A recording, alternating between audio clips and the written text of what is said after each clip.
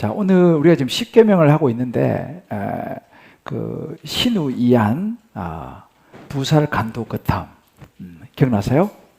신우이안 나에 다른 신을 두지 말라, 우상 섬기지 말라, 이름을 하나님 이름 망령되지 말라, 안식일 기억해 지키라, 부살 간도 거탐 부모 공경, 살인, 간음, 도둑질,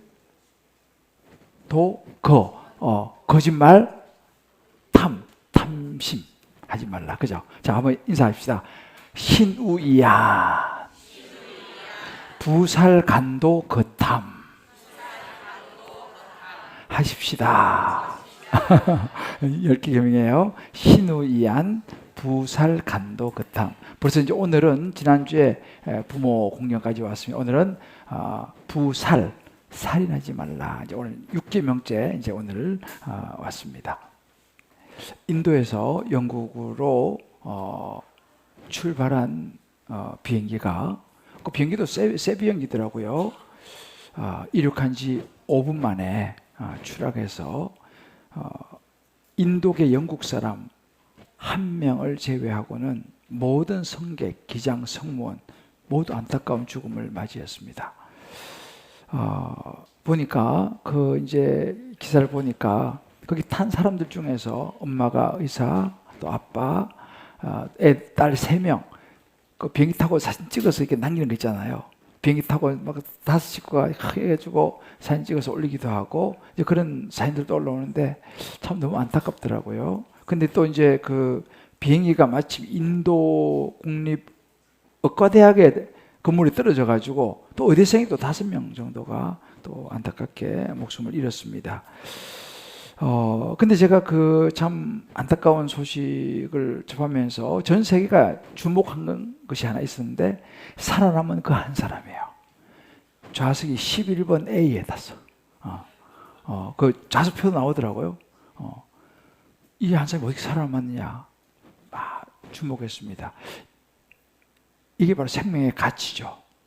살아남은 한 사람. 정말 어떻게. 또 가끔씩 우리가 보면 수천억 원의 비행기를 포기하면서도 한 명의 조종사를 살리잖아요. 그죠? 조종사 한 명 살리는 거예요. 수천억 포기하면서. 이게 이제 말하자면 생명의 가치죠. 우리가 사는 이 시대는 정말 다시 한번 하나님께서 주신 이 생명의 가치를 이 6계명이죠. 다시 한번 생각해 볼 필요가 있는 그런 시대에 우리가 지금 살고 있습니다. 왜냐하면 갈수록 생명을 너무 가볍게 생각하는 그런 시대예요. 그러다 보니까 우리 사회 지금 전반에 다양한 형태의 그런 그 살인 사건들, 그런 뭐 폭행 사건들 이런 것들이 연일 등장을 합니다. 뭐 문화적으로 정말 폭력이 난무한 시대에 살고 있어요. 대표적으로 뭐 허리우드 영화 같은 거 보면 뭐 사람 죽는 거는 뭐 이거는 뭐 아무렇지 않습니다. 한국 영화도 그렇습니다. 요즘 한국 영화가 갈수록 굉장히 잔인하게 사람을 죽이는 그런 조폭 영화들이 나오면 그냥 천만 넘어요. 아주 역비적으로 사람을 죽이기도 하고. 그 요즘 뭐 우리도 근처에 강남역 근처에서 가끔씩 뭐 묻지마 폭행도 일어나고 뭐 하여튼 여러 가지 생명이 일련 그런 일들 일어나고. 요즘 젊은이들은요 게임을 하는데 그 게임에 그런 게 있네요. 사람 죽이는 게임이 있다는 거예요. 그러니까 뭐 게임을 막 그냥 그 게임상에서 막 사람을 막 그렇게 막 많이 죽이는 그러면서 이제 그런 게임이 또 있다고 하는데 이제 지금 시대가 이런 시대입니다. 그것이 또 잘못 착각하니까 현실에 와서도 마치 게임 하듯이 말이죠. 이런 시대. 살인에는 여러 종류의 살인이 있어요. 대표적으로 이제 뭐 전쟁, 뭐 우리가 지금 뭐 이스라엘이 또 이란 뭐 폭격하고 뭐 많이 죽고 또 러시아, 우크라이나 뭐 이런 전쟁에서도 많은 사상자가 생기죠. 근데 이런 그 죽음에는 또 사형에는 여러 가지인데 뭐 사형이라든지 또 어떤 낙태 혹은 자살, 또 요즘은 안락사, 또 고의적인 살인도 있고요, 과실치사도 있습니다.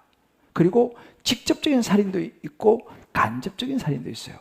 하여튼 이 다양한 종류의 살인이 우리 주변에서 일어나고 있습니다. 하나님께서 이스라엘 백성들에게 6계명으로 살인하지 말라라는 계명을 주셨는데, 여기서 살인이라고 하는 단어는요, 라차흐라고 하는 그 단어인데 고의적이고 불법적인 살해를 의미해요. 영어로 murder라 그러죠. 그래서 이 6계명은 고의적이고 불법적으로 사람을 죽이는 것을 금지하는 명령입니다. 이게 명령이에요. 근데 우리가 이런 계명을 들으면 그렇게 생각할 수 있죠. 아유, 뭐 살인하지 말라, 이 계명은 나하고는 뭐 별로 상관이 없는 이야기지, 뭐 그건 아주 악한 사람들이 하는 그런 게 살인이지 라고 우리가 생각하고 그냥 가볍게 넘길 수가 있어요. 그죠? 살인하지 말라, 뭐 살인이 뭐 우리하고 뭐 크게 연관이 없다 생각할 수 있는데, 과연 그럴까라는 것입니다. 하나님은 아셨어요. 인간이 가면 갈수록 더 생명을 경시할 것이고 정말 죄가 난무할 것이고, 이런 시대 속에서 이 생명의 가치를 다루는 이 계명이 얼마나 우리에게 중요한지를 하나님은 아셨습니다. 자, 살인하지 말라. 그렇다면 이 6계명 속에 들어있는 하나님의 뜻, 하나님의 의도하심은 무엇이겠습니까? 또 이 부분을 가지고 신약에 오면요, 예수님께서는요 상당히 아주 구체적인 우리 삶 속에 다양하고 광범위하게 이 부분을 해석하고 적용하는 것을 또 우리가 보게 됩니다. 이 시간 성령께서 저와 여러분 한 분 한 분, 또 온라인 들어오신 분들, 우리의 영안이 열려야 됩니다. 세상을 보는 눈이 열려야 되는데, 우리 영안을 열어서 이 오늘 6계명을 통해서 생명에 대한 바른 원칙, 바른 가치를 세울 수 있기를, 또한 이 소중한 생명을 지켜낼 수 있는 그런 삶을 저와 여러분이 살아갈 수 있게 되시기를 주의 이름으로 축복합니다. 자, 그러면 생명의 가치를 지키는 삶을 우리가 살아가려면 어떻게 되냐는 거예요. 자, 생명의 가치를 지키는 삶을 살아가기 위해서 우리가 주신 계명의 첫 번째는 뭐냐면 생명의 소중함을 알아야 된다는 것입니다. 이 사람의 생명은 세상 그 무엇과도 바꿀 수 없는 너무 고귀한 거라는 거예요. 그래서 제가 서두에 말씀드렸는데, 수천억 원을 포기하면서도 병 조종사 한 명을 살리지 않습니까? 그 말은 수천억보다 사람이 더 중요하다는 것이죠. 이런 고귀한 생명을 하나님은 보호하시기를 원하셨습니다. 그래서 인간의 생명은 신성하다 이렇게 얘기합니다. 여러분, 사람의 생명은요, 나이가 많이 드신 어르신이나 이제 아이나 또 남자나 여자나 부유한 사람이나 가난한 사람이나 모두 소중하다는 거예요. 다시 말하면 소중하지 않은 존재가 없다라는 것입니다. 여러분, 집안에 우리 자식들 있잖아요. 아들, 딸들이 있는데 귀하지 않은 아들, 귀하지 않은 딸이 있습니까? 다 귀한 거예요. 자녀가 좀 그러면 부모 마음이 너무 아픈 거예요. 찢어지는 거예요. 제가 이번에 인도 비행기 사고에서 참 마음이 아팠던 게 뭐냐면, 사진이 한 장 올라왔어요. 올라왔는데 보니까 아버지가 공항에서 딸하고 찍은 사진인 거예요. 이 딸이 이제 런던에 막 결혼해서 이제 런던을 가는데, 아버지가 정말 딸하고 너무 다정하게 사진을 찍은 그 사진이 올라왔는데, 그게 딸과의 마지막이 될지 몰랐던 거죠.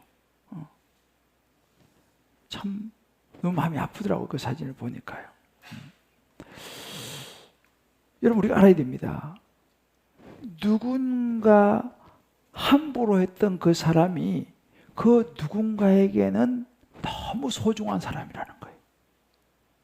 내가 때로는 함부로 하는 그 사람이 누군가에게는 너무너무 소중한 사람이라는 거. 자, 인간의 생명이 그럼 왜 이렇게 거룩하고 신성한가? 라고 보니까 인간의 생명은 하나님께로부터 왔기 때문에 그렇습니다. 생명은 하나님의 손길에 의해서 이 땅에 태어나는 거죠. 그러니까 한 생명이 태어나는 것이 여러분 기적입니다. 그냥 뭐 태어난 게 아니에요. 물론 이제 결혼해서 뭐 아기가 금방 들어서서 놓은 이런 분들은 조금 모를 수 있지만 요즘은요, 아기가 금방 생기지 않고 오랜 세월이 지나도 하나님이 자녀를 주시지 않는 경우도 있어요. 이렇게 생명이 정말 그냥 태어나는 것이 아니라 하나님의 섬세한 손길 가운데 태어난다는 거예요. 그래서 한 생명 안에는요, 우주의 신비가 담겨 있다는 거예요. 하나님의 창조의 섭리가, 하나님의 창조의 질서가 한 사람의 생명 속에 담겨 있다는 것입니다. 자, 옆에 있는 분에게 이렇게 한번 이야기해 주세요. 우주의 신비가 담겨 있으시네요.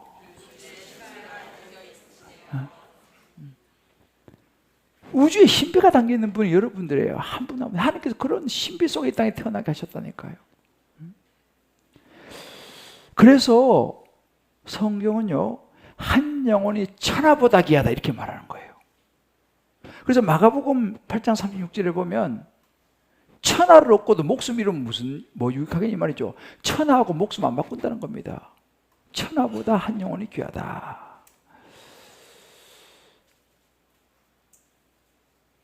자, 옆에 분 다시 한번 확인시켜줘요. 천하보다 귀한 분이시네요. 정말이에요. 천하보다 귀한 분이에요, 여러분들은요.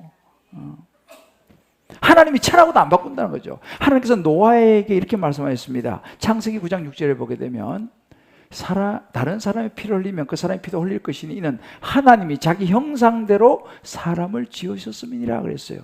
물론 여기는 이제 살인하지 말라라고 하는, 남의 피를 흘리면 안 된다라는 살인을 금하는 메시지도 들어있지만, 여기에는 하나님이 자기 형상대로 사람을 지었다라고 하는 것은 우리는요, 하나님의 형상대로 지음받은 하나님의 것이라는 의미가 들어있는 거죠. 하나님의 것. 그러니까 우리가 나 자신을 포함해서 주변의 사람들을 그 누구도 함부로 할 수 없는 이유가 뭐냐? 하나님의 것이기 때문에 그런 거예요. 생명은 내게 주어진 것이지만 내게 아니고 누구 것이라고요? 하나님의 것이에요. 그래서 옛날에 유행가가 내 인생은 나의 것. 그거 틀린 이야기예요. 내 인생은 내 것이 아닙니다. 내 인생은 하나님의 것이에요. 할렐루야. 하나님이 태어나게 하셨기 때문에 하나님의 것이라는 것입니다. 그래서 여러분들 자기 자신을요, 함부로 하시면 안 돼요. 여러분은 너무너무 소중한 하나님의 소유이기 때문에 여러분 자신을 절대로 함부로 하시면 안 돼. 그래서 건강도 관리하셔야 되는 거예요. 하나님께 속한 것이기 때문에 함부로 나 자신을 다뤄서도 안 되고 다른 사람들도 함부로 해서는 안 돼요. 우리 자녀들도 함부로 해서는 안 됩니다. 내 것이 아니고 하나님의 것이에요. 자, 그러면 이런 소중한 우리 자신, 내 주변 사람들을 어떻게 해야 되느냐? 마가복음 12장 31절에 보게 되면 하나님이 두 계명을 주셨는데, 하나는 하나님 사랑, 마음과 정성과 뜻을 하나님을 사랑하라, 첫 번째 계명 줬고, 두 번째는 이것이니 내 이웃을 내 자신과 같이 사랑해라. 이보다 큰 계명이 없다라고 두 번째 계명을 주셨습니다. 자, 그러면 두 번째 계명은 내 이웃을 내 자신과 같이 사랑하라. 이 무슨 말인가? 야고보 사도는요, 야고보서 2장 8절에 좀 구체적으로 말했습니다. 내 이웃 사랑기를 내 몸과 같이 하라. 같은 의미예요. 내 몸과 같이 사랑하라. 내 이웃을 내 자신과 같이 사랑하라. 같은 이야기입니다. 다시 말하면 이웃 사랑을 하려면 먼저 내 몸을 사랑해야 된다는 거예요. 왜? 그래야지 내 몸을 사랑하듯이 이웃을 사랑하니까 자기를 사랑하지 않는 사람은 이웃을 어떻게 사랑하는지 모르는 거죠. 그래서 여러분 보세요. 이제 이걸 우리말 자존감이라고 그러기로 해요. 내가 나를 사랑하는 것이 선행이 될 때에 내가 나를 존중해 이길 줄 아는 사람이 건강한 사람인 거예요. 내가 소중한 사람이에요. 그런 사람이 다른 사람을 존중하는 겁니다. 자, 손을 해보세요. 자기 가슴에 얹고 나를 소중히 여기자. 할렐루야. 여러분 자신을 소중히 여기셔야 돼. 그래야지 이웃을 소중히 여길 수 있습니다. 이게 복음이에요. 왜냐하면 하나님이요, 우리는 죄로 인해서 영원히 죽을 수밖에 없는, 지옥 갈 수밖에 없는 존재인데, 하나님 우리를 너무 사랑하셔서 하나밖에 없는 아들 예수님을 이 땅에 보내셔서 우리의 모든 죄를 짊어지고 십자가에 죽게 하셨잖아요. 그러면서 우리를 받아주셨어요. 우리가 그런 존재예요. 하나님의 아들을 희생시키면서까지 우리를 받아주신 하나님의 사랑을 받을 만한 존재가 우리라는 겁니다. 그러니까 우리는 하나님의 소유예요. 그래서 우리가 내가 내 자신을 볼 때도 그렇고요, 다른 사람을 볼 때도 하나님이 나를 바라보는 눈으로 나도 보고 다른 사람도 봐야 됩니다. 하나님이 나를 어떻게 바라보시겠어요? 여러분, 우리 그러잖아요. 고슴도치도 지 자식은 이쁘다 그러잖아요. 자기 자식이 참 이쁩니다, 사실은. 이거는 객관적인 걸 떠나가지고 주관적으로 이뻐요. 우리 아들도 내가 볼 땐 객관적으로는 좀 그렇지만, 이 주관적으로는 참 괜찮아요. 부모 마음 그렇잖아요. 하나님이 우리를 그런 시선으로 바라보신다니까요. 자, 옆에 분에게 이렇게 얘기했어요. 하나님의 시선으로 나를 바라봐 주세요. 하나님의 자녀니까. 자, 그러면 한번 실습해 봅시다. 하나님의 눈빛으로 상대방을 한번 바라봐줘요. 이렇게 째려보지 마시고 하나님의 눈빛으로 바라보는 거예요. 하나님 눈빛으로 이렇게. 우리가 나 자신도 주변 사람도 그런 눈빛으로 바라봐야 돼요. 한번 적용해 보십시다. 내 생명이 하나님의 것임을 진심으로 인정하며 살아가고 있습니까? 아니면 자포자기하거나 자기 비하에 빠져가지고 스스로를 하찮은 게 여긴 적은 없습니까? 그러시면 안 돼요. 내 생명이 하나님의 것입니다. 이 고백을 진심으로 해본 적이 있으십니까? 여러분, 이 이야기를 꼭 다락방 가서 나눠보셔야 돼요. 소그룹에서 이런 대화를 나눠보셔야 돼요. 때로는 사람들이 자기 자리를 너무 비하하고, 마치 어떤 분들은 자기를 쓰레기처럼 생각하는, 절대 그렇지 않습니다. 누가 그렇게 나한테 말한다 하더라도 그건 틀린 말이에요. 왜? 나는 하나님의 소유니까. 여러분, 집에 가서도 마찬가지예요. 자녀들하고요, 이런 이야기를 하셔야 돼요. 자녀들한테 이야기 해줘야 돼요. 너는 엄마 아빠 소유가 아니고 너는 하나님의 소유야.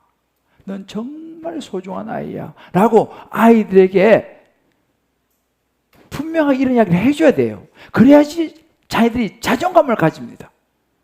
자기 스스로가 얼마나 소중한 존재인지를 알아야 돼요. 우리 젊은이들도요, 자기 자신이 얼마나 소중한 존재인지 알아야 돼요. 아껴야 돼, 아껴야 돼. 자기를 아껴야 됩니다. 함부로 막 자기를 하면 안 돼요. 너무 소중한 사람이니까. 여러분, 한 분 한 분은, 또 온라인 들어오신 분들도 여러분 한 분은 너무너무 아까운 존재인 줄 믿으시길 바라요. 두 번째로 생명의 가치를 지키는 삶을 살기 위해서는요, 생명의 가치를 훼손하는 걸 조심해야 돼요.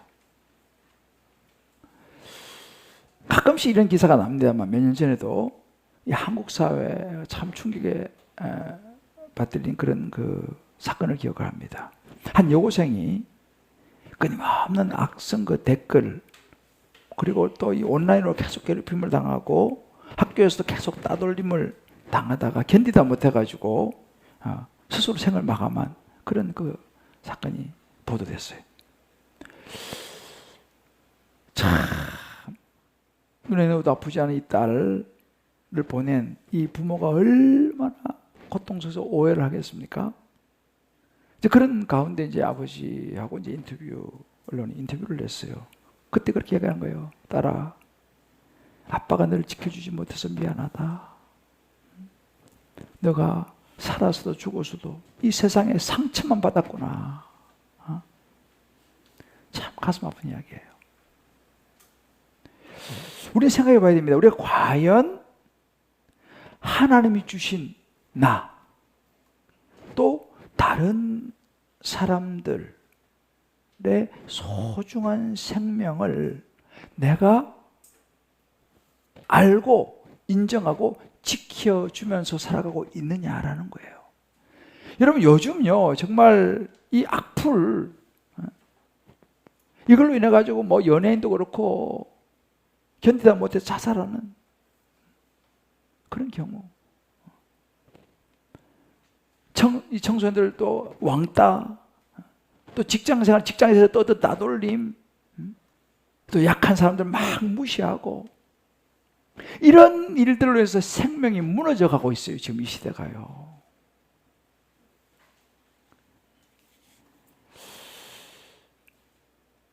우리가 하나님께서는요 세상의 어떤 기준보다 더 깊고 거룩한 의미로 우리에게 말씀하셨습니다. 살인하지 말라라고 말씀하시는 거예요. 여러분 이 살인하지 말라는 뭐 누구 뭐 총으로 뭐 칼로 뭐 이렇게 막 하는 그런 행위 그거를 금지하는 것만 아니에요. 예수님께서는요 하나님의 형상대로 지어진 한 사람의 생명을 함부로 하고 그 한 소중한 생명에게 함부로 상처를 주는 그런 행동, 그런 마음, 그런 말도 살인이라고 말씀하시는 거예요.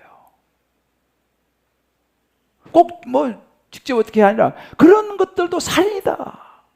그래서 마태복음 5장 22절에 이렇게 말합니다.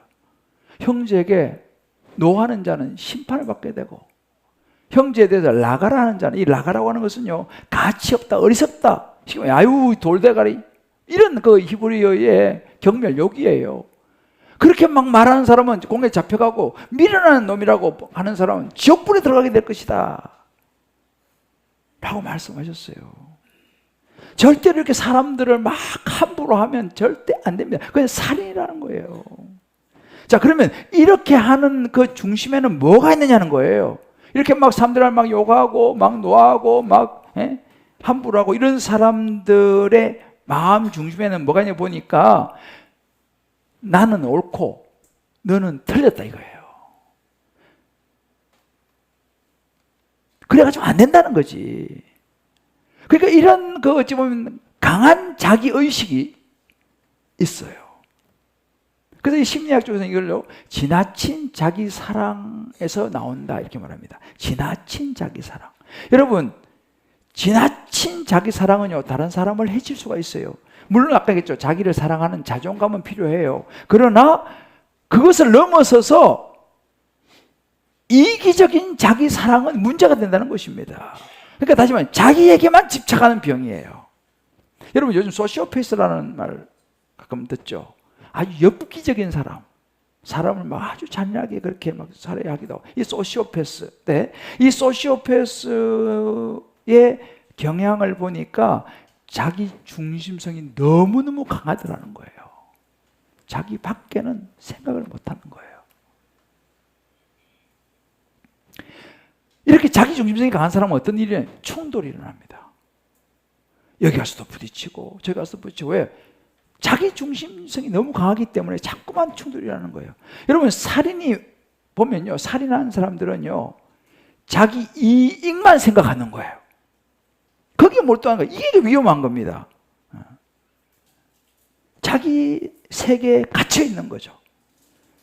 여러분 이게 지나친 자기 사랑이라고 이제 심리학적으로 이야기를 하는데, 이 지나친 자기 사랑은요 뭐와 연결되면 분노하고 연결이 돼요.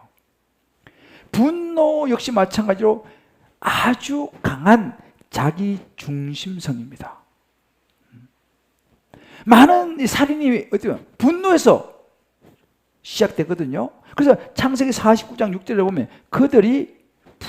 그들의 분노대로 사람을 죽이고 그들의 혈기대로 이렇게 말합니다. 이 분노와 혈기, 이게 살인이라는 거죠. 그래서 요즘은 이런 말을 자주 듣습니다. 분노 조절 장애가 있는 것 같다. 그죠? 분노 조절 장애. 여러분 분노 조절 장애 뭐냐면요, 자기 중심성에 빠져가지고 자기의 감정을 감당을 못하는 거예요. 보통 이 건강한 사람은 화를 안 내는 사람은 없겠죠. 화가 한 번씩 나기도 합니다, 저도. 그러나 이 건강한 사람은 그 화가 나도 그것을 조절을 하는 거예요. 왜? 균형 감각이 있는 거죠. 이 정도, 이거 참아야지. 여기서 그냥 속상하지만 그만하자. 이게 이제 균형 감각인데, 분노 조절 장애가 있는 사람은 이것이 통제가 안 되는 거죠. 자기 감정을 자기가 감당을 못하는 겁니다. 그러니까 건강한 사람은 그게 조절이 되는 거예요. 이 차이입니다. 그러니까 다시 말하면 건강한 사람은 내가 중요한 만큼 다른 사람들도 중요하게 생각하는 사람이 건강한 사람인 거예요. 이 균형 감각이 있어야 되는 거죠. 근데 분노는 이제 그걸 넘어서는 거죠. 여러분, 우울증이지 않습니까? 우울증도 비슷합니다. 우울증상도 여러 가지 이유가 있지만 그 중에 하나가 뭐냐면 자기에게 빠져 있는 정상이라는 거예요. 너무 자기중심, 자기연민. 그래서 이것이 위험하다는 것입니다. 그래서 사실은 우울이 깊어지면 자칫하면 이 자살하고도 연결이 되는 거죠. 그리고 심지어 우울이 심한 사람은 자기 자녀들도 죽인 일도 있어요. 왜? 모든 것이 자기 중심입니다. 상대방을 소중을 생각을 못해요. 여러분, 중독도 그렇습니다. 중독도 역시 마찬가지로 자기 중심적입니다. 예를 들어서 어떤 게임 같은 데 빠져가지고요, 가끔 그런 기사 나오잖아요. 엄마가 아기가 집에 있는데 나가가지고 PC방 가서 게임하다 2, 3일 애를 잊어버리는 거예요. 그래가지고 애가 죽기도 하고, 또 어떤 분은 게임하다가 차에 애 둔 걸 잊어버리는 거예요. 그러니까 이 중독이 자기 그거밖에 생각을 못하는 거예요. 이 우발적인 사고가 또 그래서 일어납니다. 예를 들어 여러분 게임을 엄청 열심히 하는 애 그들이면 어떻게 돼요? 난리 납니다. 막 애들이 화를 내요. 왜? 얘는 지금 그 게임이라고 하는 자기 세계에 푹 빠져 있기 때문에 누가 조금만 건드려도 폭발하는 거예요. 이게 자기 중심성입니다. 여러분, 특별히 여러분 보세요. 가끔 그러면 외골수 이런 말 하죠. 외골수. 외골수 자체가 나쁘다 이렇게 말할 수는 없지만, 이 홀로 지내는 사람, 다른 사람들과 별로 관계가 없는 사람, 관계가 끊어진 사람, 자기 세계에 깊이 빠져 있는 사람은요, 자기 중심성일 가능성이 커요. 그래서 좀 위험해요. 그래서 우리가 사실은 교회 신앙생활도 마찬가지예요. 건강한 사람은요, 소그룹에서 관계를 나누어야 돼요. 말씀도 나누고 서로가 교회도 공동체, 성경 공동체를 굉장히 중요하게 합니다. 공동체 생활을 해야 되는 거예요. 혼자 자꾸 떨어지는 것은 이건 위험한 거예요. 왜? 자기도 모르게 자기 세계에 빠져들 수 있기 때문에. 그러면 그 생명의 가치조차도 잊어버릴 수 있다 이 말입니다. 또 한 가지는 뭐냐면 미움이에요. 요한일서 3장 15절에 이렇게 말합니다. 형제를 미워하는 자마다 살인하는 자다 그랬어요. 미워하는 것은 살인이다. 심지어 이렇게 말했습니다. 여러분, 예수님을 십자가에 못 박은 이유가 뭔지 아세요? 많은 사람들이 예수님을 따르고 예수님을 좋아하니까 이 제사장 바리새인들이 예수가 미운 거예요. 자기들이 존경받고 자기들이 주목받아야 되는데 예수님이 주목받으니까 미운 거죠. 그 미움이 어떻게 합니까? 예수를 십자가에 못 박아 죽이는 거예요. 이 미움은요, 시기 질투와도 연결이 돼요. 연결되어 있어요. 여러분, 요셉 형들이 아버지가 요셉도 이뻐하고 또 채색옷도 입히고 하니까 너무 미운 거예요. 그래서 요셉을 죽이려고 그러잖아요. 그러다가 또 옆에서 유다가 말려가지고 구덩이에 던졌다가 노예로 팔아버리지 않습니까? 정말 우리가 조심해야 될 부분이에요. 야고보서 3장 8절 이렇게 말합니다. 혀는 능히 길들일 사람이 없나니 쉬지 아니하는 악이요 죽이는 독이 가득한 것이라 그랬습니다.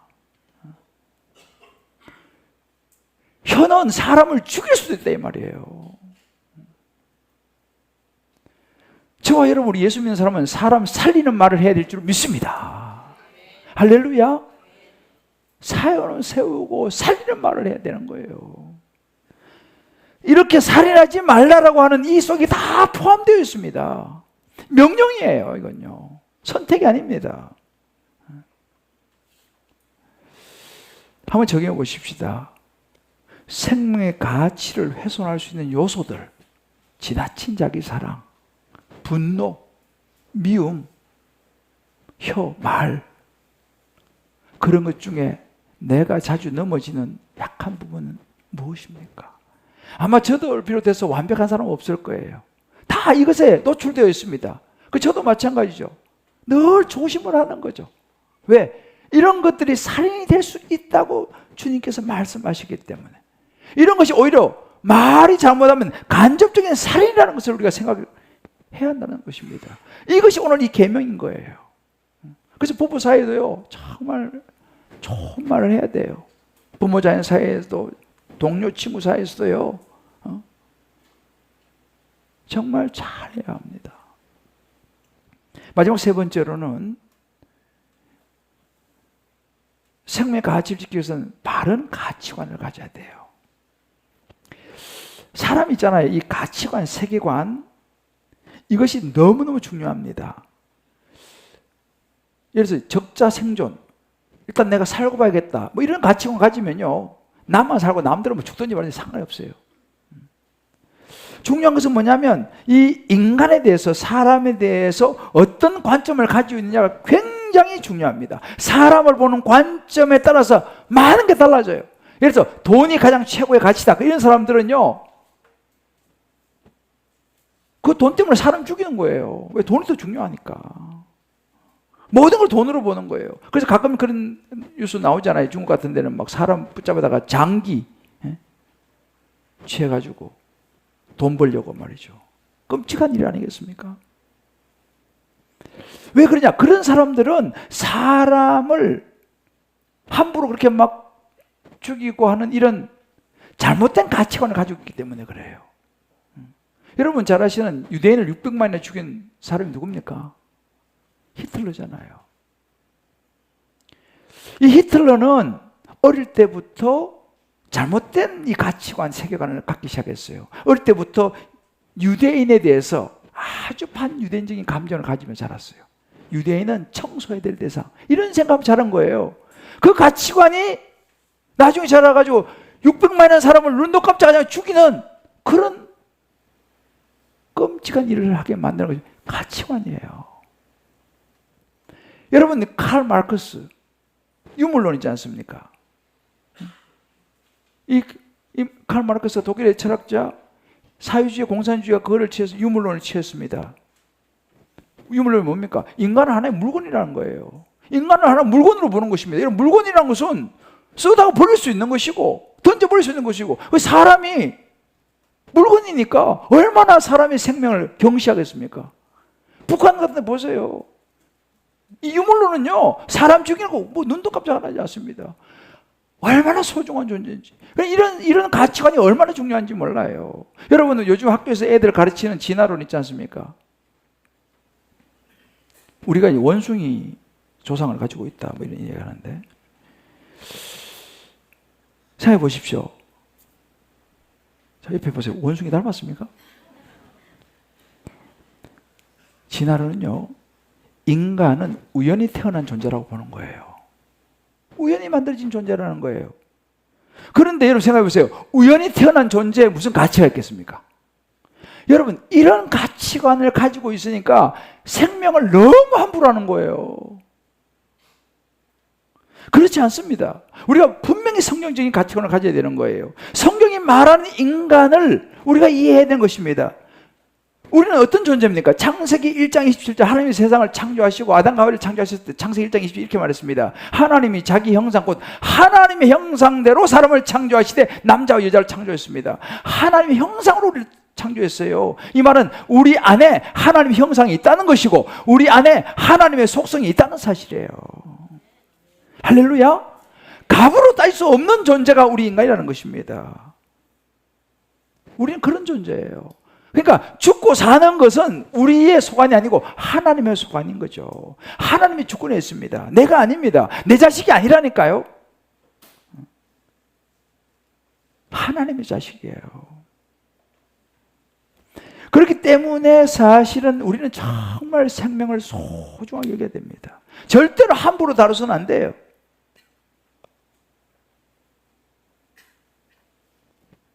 우리에게는 다른 사람의 생명을 침범할 권리가 없습니다. 근데 오늘날 사람들은, 우리 사람은 그렇죠. 뭐 외모, 뭐 학벌, 출신, 뭐 능력, 이런 걸로 사람을 보지만 하나님은 그렇지 않아요. 하나님은 하나님의 자녀로 보는 거예요. 할렐루야. 하나님의 자녀를 보고 귀하게 여기는 거예요. 세상 사람들은 뭐 이런 거 저런 거 평가를 자꾸 하지만 하나님은 그걸로 평가하지 않습니다. 하나님의 자녀를 보는 거예요. 그래서 우리가 생명의 경계를 함부로 넘어선 일을 진지하게 생각해야 됩니다. 그래서 여러분, 태아도 생명이에요. 태아도 생명이에요. 그래서 낙태를 가볍게 생각해서는 안 됩니다, 여러분들. 왜? 태아도 생명이라는 거니까. 분명히 알아야 돼요. 우리 생명의 주인은 내가 아니라 하나님이기 때문에 내가 결정해서는 안 된다는 사실이에요. 할렐루야. 더더욱 다른 사람의 생명도 내가 결정해서는 안 되는 거죠. 우리 한번 적용해 보십시다. 사람은 하나님의 형상이라고 하는 성경적인 가치관을 일상에서 인정하고 살아가고 있습니까? 이거 인정해야 되는 거예요. 지금 내 곁에 있는 가족, 자녀, 직장 동료, 교회 지체 혹은 무관심 속에 놓여있는 이웃들 속에서 내가 생명의 가치를 지키기 위해서 실천할 수 있는 한 가지 구체적인 결단은 무엇입니까? 여러분, 이번 이거 가지고도요, 각자가 적어도 한 가지 이상씩 적용해 보시길 바라요. 참 감사한 게 지난주도 부모 공경에 대해서 이렇게 이제 제가 말씀을 나눴더니만 여러분들이 그걸 적용하시더라고. 보니까 쉽지 않은데 참 잘하시는 거예요. 그걸 적용하면 하는 건 힘들지만 그 가정과 그 관계들이 회복이 될까요? 회복이 될까요? 회복이 되죠. 힘은 들죠, 물론.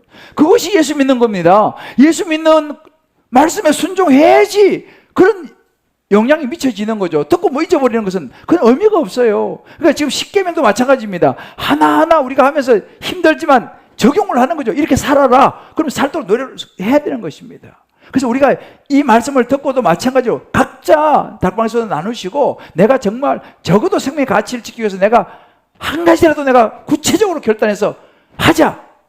결단하시기를 주의 여러분 축복합니다. 그럼 여러분의 가정이 개인, 나, 가정, 사회, 나라가 조금씩 회복될 줄 믿습니다. 이게 하나님 말씀인 거죠. 그런 기대감이 있는 거죠. 우리 사랑하는 성도 여러분, 제가 오늘 말씀은요, 어제 국민일보에 제가 난 기사 한 자매의 간증을 제가 봤어요. 참 마음에 와닿는 간증이었어요. 왕따와 학폭으로 고통을 당했던 한 자매의 간증을 제가 읽어드리고 말씀 마무리하려고 합니다. 모태신앙으로 태어나 평범하게 신앙생활을 하며 행복하게 지내던 저는 12살 때 왕따와 학교 폭력을 당해 난생 처음 큰 수치를 겪었습니다. 등교하는 것이 너무 힘들어 자주 지각하고 공부에도 집중하지 못했습니다. 자기 혐오로 폭식증이 생겨 위장염과 역류성 식도염 등도 앓게 됐습니다. 또 진로 문제로 엄마와의 갈등도 심해지며 10년 넘게 악화된 관계 속에 고통을 받았습니다. 학교에도 가정에도 제가 쉴 곳은 없었습니다. 그러나 하나님은 제가 피해자가 아니며 남들보다 의롭다고 생각하는 교만함과 믿음 없음이 제 혈루의 근원임을 깨닫도록 하고 싶으셨던 것 같습니다. 한순간 통제할 수 없을 만큼 저 자신을 자해하고 싶은 충동이 들었고, 처음 보는 제 모습에 너무 놀라 처음으로 저를 구원해 주세요라는 간절한 회개 기도가 터져 나왔습니다. 12년 동안 혈루증을 앓던 여인이 수치와 절망 속에서 손을 내밀어 예수님의 옷자락을 잡았듯 저도 그 순간 떠오른 분은 하나님이 뿐이었습니다. 그리고 매주 가는 교회는 제 유일한 피난처가 되어 주었습니다. 매일 있는 큐티와 매주 있는 소그룹 모임, 매년 있는 수련회, 이 수련회는 청년부 수련회를 이야기해요. 이 젊은 자매니까 매년 수련회 덕분에 저는 믿음의 선배들이 걸어간 길을 한 발자국씩 따라갈 수 있었습니다. 그래서 여러분, 청년부가 중요하다니까요. 자녀들 다 청년부 보내시길 바랍니다. 그렇게 점점 말씀이 들리다 보니 상황이 바뀌지 않아도 평안해졌습니다. 저를 위해 애통함으로 울어주는 지체들과 교제하며 대인관계에 대한 두려움이 사라졌습니다. 이제는 제가 받은 사랑으로 다른 지체를 위해 울어주고 위로해 줄 수 있게 되었습니다. 힘들었던 어머니와의 관계에서도 이제는 그는 나보다 옳도다 하는 마음으로 먼저 사과할 수 있게 되었습니다. 야이로의 딸과 혈루증을 앓던 여인을 고치신 주님이 제게 내 믿음이 너를 구원하였으니 평안히 가라 하셨음을 믿습니다. 눈에 보이는 사람이 아닌 오직 예수님만 의지하며 주어진 역할에 순종하여 언제 어디서 누굴 만나든 복음을 전하는 사명을 잘 감당하는 제가 되길 소망합니다. 할렐루야. 이 자매도 얼마나 힘들었어요, 그죠? 왕따와 학포, 거기서 여러 가지 폭식증, 위장염, 영주성 식도염, 그러다 이제 막 자해해서 막 그런까지 갔는데 마지막에 이 자매가 예수님을 붙잡은 거예요. 교회 와가지고 말씀 보면서 공동체의 도움을 받아가지고 예수님을 붙들고 그 안에서 살아난 회복된 케이스입니다. 예수님께로 가야 돼요. 예수를 만나야 돼요. 교회 다니는 것도 중요하지만 예수 믿어야 될 줄 믿습니다. 확실히 예수를 믿어야 돼요. 내가 확실히 하나님의 자녀가 된 것을 확인을 해야 돼요. 확인해야 돼요. 여러분, 우리의 무관심, 미움, 우리의 말 한마디도 생명을 무너뜨리는 살인이 될 수 있다는 사실을 잊어버리시면 안 돼요. 말 조심해야 돼요.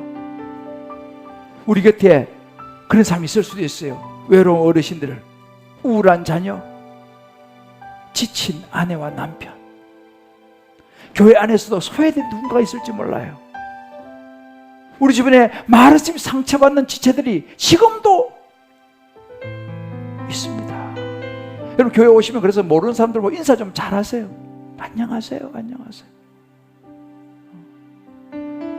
그 인사 한마디가 그 누구의 생명을 살릴 줄 몰라요. 할렐루야. 자, 좌우에 보면서 한번 인사합시다. 안녕하세요. 사셔야 됩니다. 사셔야 된다니까요. 여러분 중에서 오늘 아마 이런 분이 있을지도 몰라요. 살아야 돼. 소중한 분이에요. 근데 우리는 참 생각대로 안 될 때가 많아요, 그죠? 그래서 우리가 하나 기도해야 되는 거, 하나님, 주님 마음 내게 주십시오. 미워하지 않을 수 있는 힘을 주십시오. 사랑할 수 있는 힘을 주십시오. 성령님께 기도해야 되는 거예요. 누군가 너무 미운 사람 있잖아요. 하나님, 내가 용서하게 해주세요. 더 이상 내가 마음으로 죄를 짓고 살인하지 않게 해주세요. 할렐루야.